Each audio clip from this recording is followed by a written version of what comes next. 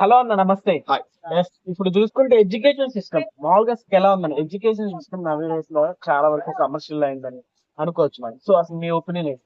గురు బ్రహ్మ గురు విష్ణు గురుదేవో మహాబలి అనేవాళ్ళు పూర్వకాలం చిన్నప్పుడు ఆ పదాలు ఇప్పట్లో లేవు.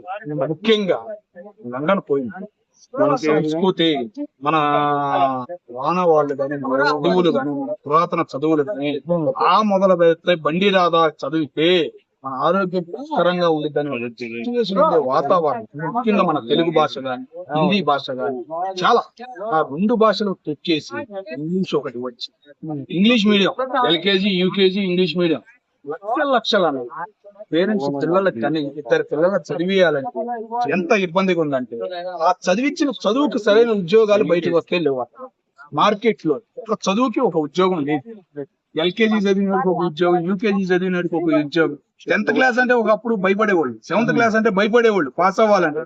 ఇప్పుడు అందరికి 9లకు 10లకు 10లు వచ్చాయి.